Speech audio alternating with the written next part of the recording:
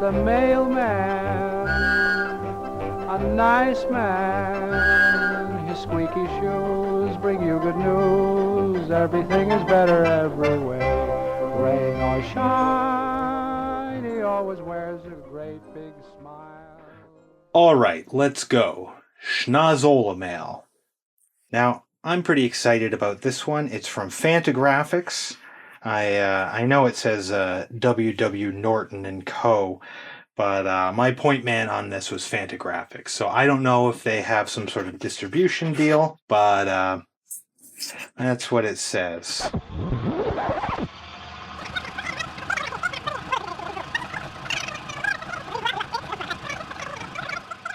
Okay. So I am very excited about this because we are looking at Snafu. Of course, there's a big reflection right there. This is a reflecty woman. Don't mind me touching her butt. Oh! All right, Snafu. Get out of here. Okay. So when I heard that this was coming out from Fantagraphics, I reached out right away. As you almost certainly know, I'm the idiot of a Mad Magazine themed podcast, Potter ZB, with my co-idiot Patrick. I encouraged him to reach out to get a copy of this, but he did not bother to do that. And what this is a knockoff Mad Magazine. They've collected it here, Snafu. It was put out by Marvel. Stan Lee was involved, I believe. We'll do a full review of this down the road. This is just going to be my first impression. But if you know anything about Mad Magazine, it started as, let's see if I can get a comic cover. Of course, this era, they didn't have very comic-y covers. They had a lot of parody magazine covers. Anyway, started out as like a full color comic book, and with issue 24 became a magazine, a full magazine. Come on, baby, here we go. Became a magazine, and it was incredibly influential, both as a comic but also as a magazine. And almost immediately after becoming a magazine, there were imitators. So the first one, I believe, was Crazy Man Crazy. And I have this Guandanaland reprint, which, you know, if you know Guandanaland, you'd only get one of their reprints if you couldn't get their stuff anywhere else. But, you know, it gets the job done. The second one was Snafu. And I only really learned about this from this wonderful Yo book, Behaving Madly, which collects a whole bunch of these mad knockoffs in magazine format. And so pretty much everything I know about Snafu comes from this sort of blurb here. And so I've been very interested in being able to actually dig in. So this is a wonderful book. I got to say right off the bat, nice heavy book. I like the mat with a little bit of gloss. Look at that. What a lovely spine. This Atlas Comics Library, this is book number 8. I don't know what else they put out, but they've been collecting various Atlas published comics from, I guess, like the 1950s mainly.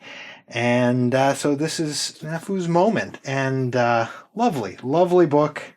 Looks great. See, it is Fantagraphics. Marvel. Atlas became Marvel, I believe. And so we're just going to take a quick peek through and see what we find.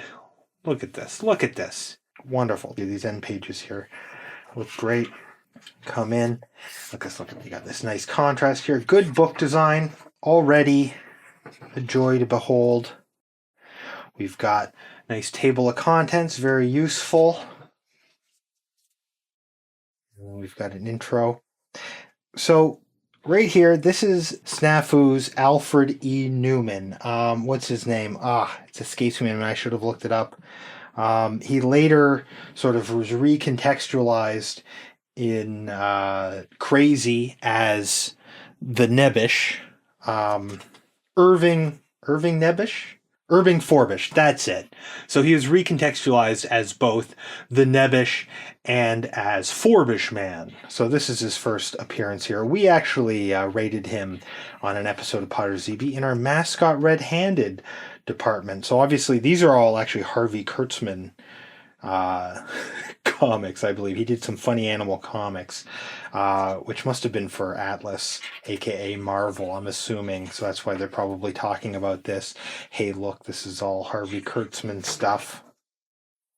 So they're obviously talking about the history of Mad rip-off comics. You can see here, these are all different knockoffs of the comic. This is what I just said. There's the comic. And then we've got some other ones. Oh, here we go. Here's Private Snafu. That was a series of training films, actually, during World War II. And I learned from my co-idiot on Potter ZB, who has a Navy career, former Navy career. Snafu means situation, normal, all fucked up. Meaning that a situation that was normal is now fucked up. So, you know, it's a pretty good name for one of these knockoff comics. I think I have a collection of Zany, actually. Here's Cracked, of course, the greatest of the Mad magazine knockoffs. I've never read Loco other than what's probably in Behaving Madly. I think there's probably some Loco in there. And Adventures of Pussycat. This is interesting. You know, I love a sexy dame. Woo! So this is quite an introduction they've got here. Look at this. It goes on and on. They've got some nice paste-up work where you can see the whiteout and the tape. This is a substantial intro, which is what you need with Snafu, because you're not really buying it simply for the artwork and the great writing, shall we say. You know, you're buying Snafu because you're one of these freaks. What a freak! Oh my God, what a freak! Oh! Like me, and possibly like you. Freaks! All of you freaks, who are somewhat obsessed with humor magazines, and you want to know about all the Mad knockoffs that you can. So right off the bat, we've got some Red Scare. Does this say Irvin Forbish? I guess this is the first issue, I assume. This issue, a real French postcard. Ooh la la. And we've got Irvin Forbish up there. I guess this would have been the contents page, vital features, letters to the editor. You know, this looks great. Like, as a magazine, you could see it has an almost zine quality, like a very collage quality. Paper's nice. Ooh, this is nice matte paper. Feels good. It's nice heavy matte paper. The blacks are so rich on this. This is a really nice collection. Dare I say, better than Snafu probably deserves. I don't really know who all the artists are in Snafu. I'm going to the next issue now. I should probably check it out. Mickey Spittoon. This is a Mickey Spillane parody. There's Irving Forbish right there.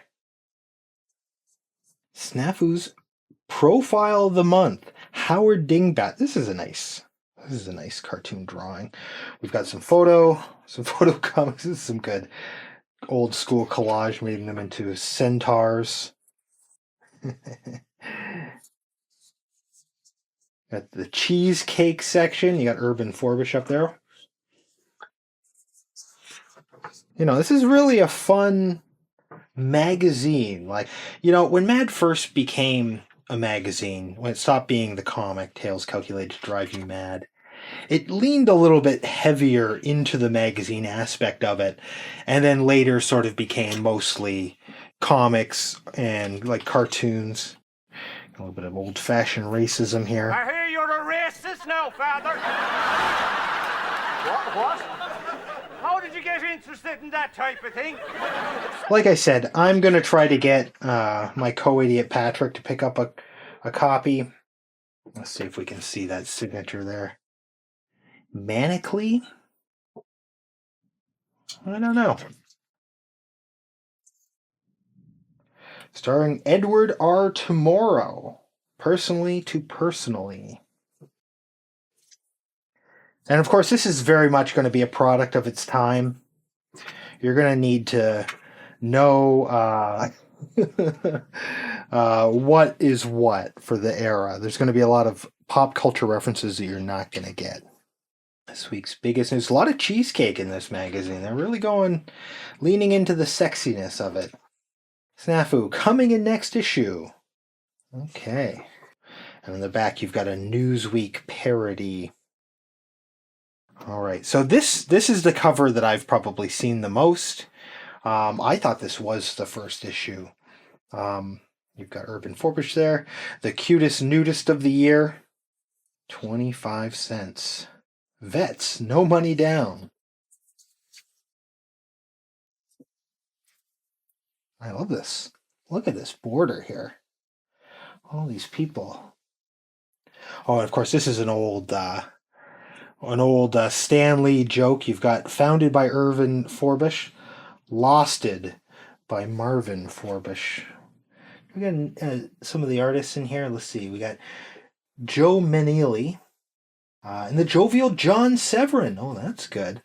John Severin, he was like the main guy from Cracked. You know, he did most of the covers. He did lots of the parodies inside. Here we go. This whole Meshuggah affair is written and edited by smiling Stan Lee. So if you love Stan Lee, this is a must-have. If you hate Stan Lee, look, still pick it up. It's nice. So is it just the two artists? Here we go. This is what they have on the cover. I gotta say, this is a great looking book. I mean, maybe the magazine was trash. Maybe it wasn't. I don't know. So this is definitely some John Severin. This border here, the nudists. Oh, I love it. Look, you've got like some cheeky butt cheek up here. This is wonderful. Man, I might steal this for something. So the cutest nudist award. Ah. What a ripoff. Oh, we got an auto. Okay, so this is knockoff. These are knockoff comics. So, America on Wheels. This is Oh Sunklo, sort of a parody of Otto Soglo. Soglo? I never actually heard it pronounced out loud, but he was kind of like a high-end cartoonist, like a New Yorker kind of guy. Man, they really got Urban Forbush all over this thing. I wonder if he maybe got a bum rap in the mascot red-handed department. I'm guessing this is some more Severin. This looks like his style. It's actually hard to tell because this is his kind of pre-cracked work. And Severin actually, you know, I called him earlier the number one cracked guy, but he was also in Mad. He was one of the original Mad cartoonists. So he was a bona fide idiot. A real, this is some more. This looks just like straight up Severin's mature work. Yeah, a real idiot. Menili's great. I'm really liking his work. Look at this. I like how they've incorporated the photo of the ship into here. And I'm going to have a blast digging into this.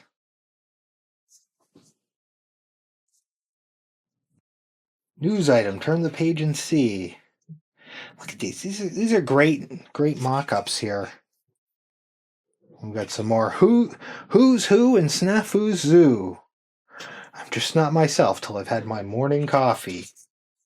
It's a little close to home. Is this... I wonder if this is just taken from the front of here or if they drew another one. I think it's probably... Yeah, they just sliced it out of there. Coming next issue, see what the rest of this picture looks like. All right. Oh, the Old Yorker. So, talking about the New Yorker there. I wonder if that's a thing they have on the back of every issue. This is another interesting cover. Real old school you know, it has almost like a help kind of quality. And they've changed the logo on here. They had that kind of Western font. Like that's kind of a funky font. But they've had this Western font on the other ones, and then this is a little bit more fancy. I feel they've reused this panel again. More cheeky. Guess who won the bathing beauty contest? Letters to the editor. Look at this. Mickey Spittoon. This is another Manili. This is great.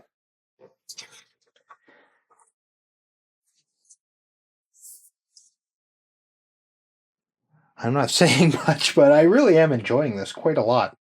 Bring on the brats. Some more photo stuff. They really lean into the photo stuff. This is some more Severin art. Snafu-orama. Look at this. This is great. Bagels and Lox, The Small Men in Glorious Cinnamon Soap. Lens by Brush and Comb. A Snafu True Blue movie review. I don't know what movie that would be from. This is pretty funky too. Manili. Man, this Manili, he's got like a real variety of styles. Like he's really mixing it up. Because then he's also doing this, I assume. Yeah. So you got the guy doing this. You know, this sort of fun, sort of stylized cartoon. This is very much in the style of like a Hanna-Barbera kind of cartoons, when cartoons, you know, at the end of the golden age, when they start becoming more stylized to sort of save on production. And then you've got this, which is like, there's no shortcuts here. That's a great chicken fat. I'm loving all the, like, you got the sexy legs in here. You got her in the bath here. This is a real disturbing scene. The hottest stripper in the USA in action. All right, what do you think it's going to be? I'm thinking one of those paint peelers. Ah, he's stripping buildings, pulling the wiring out. Is this another Manili? By Methuselah Forbish. This looks like he could fit in the humor mascot's home. That's an inexplicable multi-issue comic that appeared in Crazy Magazine.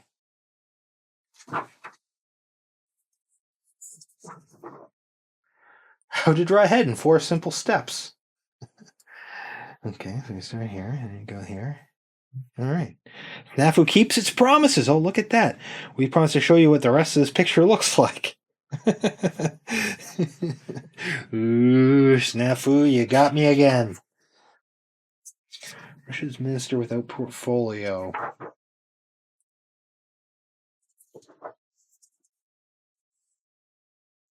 Ooh, like a Betty Page here.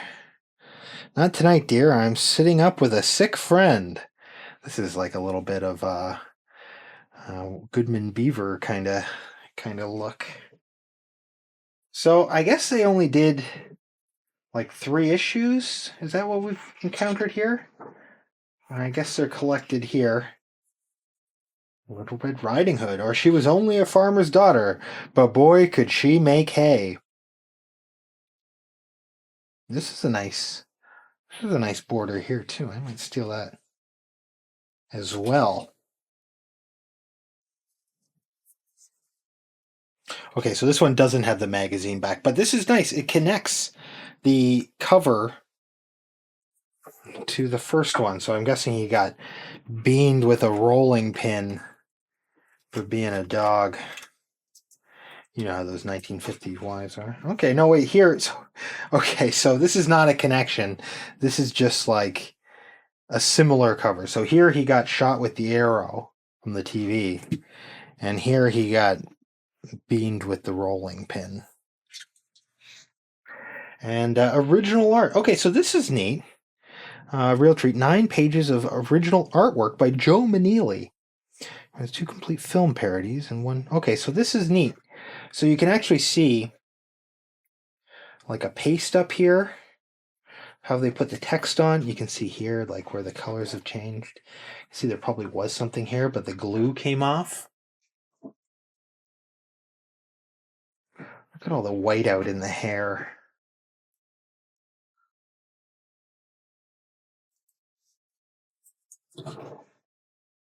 Oh, there's that one we were talking about. So this is neat. This is a real value add, because, people buy artists' editions because they want to see all this, abrasion and whiteout. Personally, I don't care that much for it. I like to see the art kind of how it was intended. Okay, so here we've got some other artists that must be in here. We've got Bill Everett. He was in Cracked. He did the borders, I think, on the early ones. We've got Russ Heath. He was in Mad. He was, I think he did Plastic Sam, and he was in other EC books. John Severin, Marie Severin, doing the coloring, I assume. Howie Post. He was in Hot Stuff and Wendy, the Good Little Witch. I don't know much about him. I didn't know much about Joe Maneely either, but he is just like on every page of this book. What did he do? Red Dragon Comics, Shadow Comics, Top Secret, Ghost Breakers, Super Snipe Comics, Texas Kid, Ringo Kid, Wyatt Earp. And he appeared in the first 6 issues of Cracked. Interesting. Well, there you go. Wow. This is a great looking book. Great layout and design. Like I said, it starts with a real meaty introduction. Lots of images and text. It's got bios of all the artists at the end. It's got like all the issues reproduced wonderfully. These must look better than they looked when they were originally published. It feels good. Yeah. If you're a collector of old school comics and magazines, you're going to want this on your shelf. This is just fresh out from Fantagraphics. I don't know what else they've put out from Atlas Comics, but if I come across any other Atlas Comics in this series that I'm interested in, I would pick this up. This is a great collection. They've really done some service to the material. Like I said, probably better than it deserves. Does it say who did the design? Editor, Dr. Michael J. Vassallo. Wow. Anyway. Okay, that's the end of this mail call. I want to thank Fantagraphics, my favorite publisher, for sending me this great Snafu collection. You should go pick it up. You can find the links in the show description. And if you want to send me something to review, get in touch by email and I will give you the Schnozzolamail mailing address. Thanks so much. It's the mailman, the mailman. Someone wrote another note. There's a letter in your box today.